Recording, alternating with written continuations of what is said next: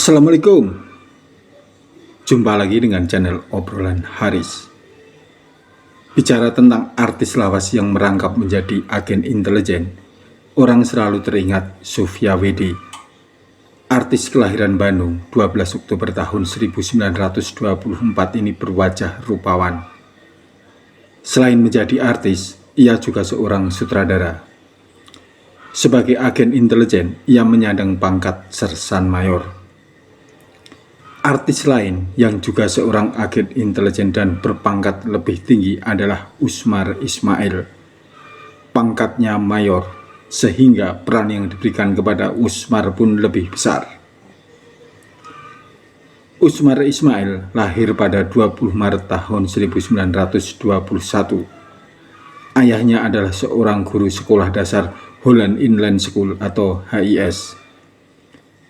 Di luar kedinasan, ayahnya juga seorang penulis buku soal Minangkabau. Karena ayahnya seorang guru, Usmar bisa bersekolah lebih dari layak untuk ukuran pemuda di zamannya.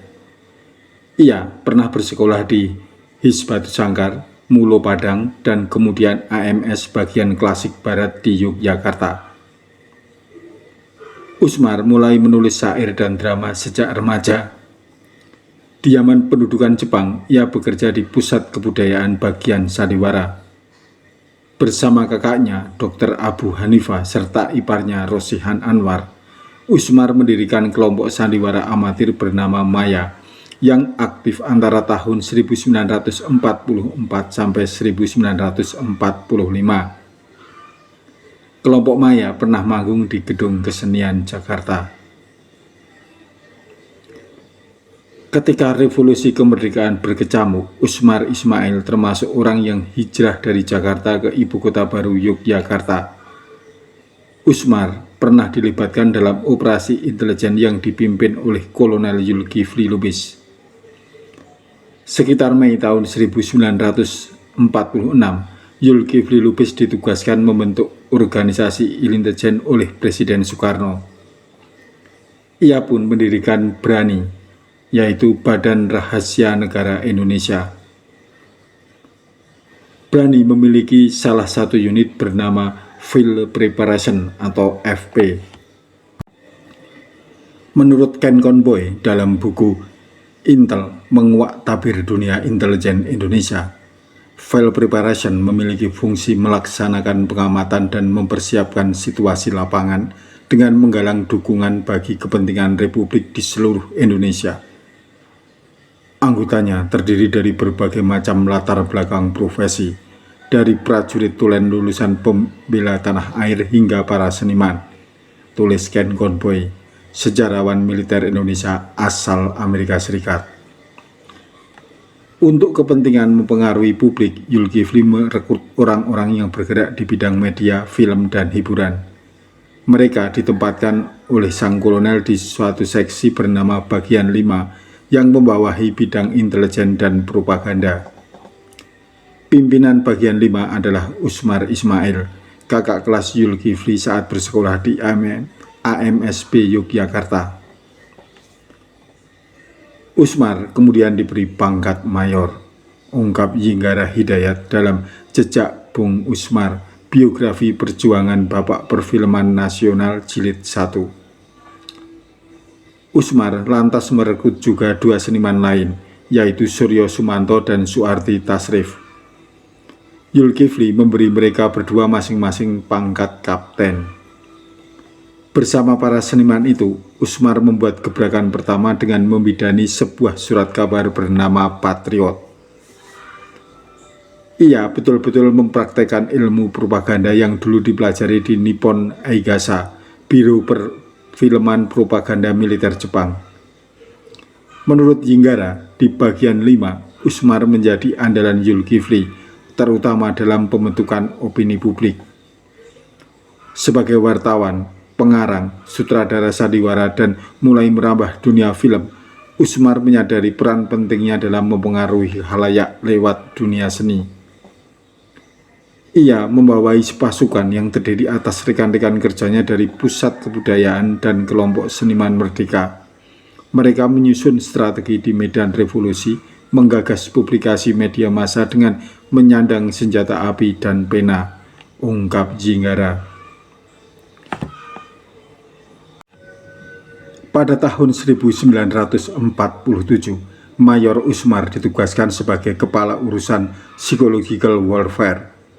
Selain surat kabar Patriot, ia pun dipercaya untuk mengelola majalah bulanan Arena dan majalah tentara.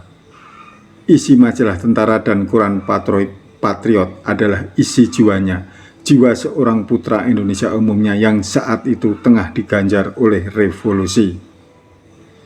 Awal Desember 1947, perundingan antara Indonesia dengan Belanda kembali digelar di atas Renville, kapal perang Angkatan Laut Amerika Serikat yang berlabuh di Teluk Jakarta.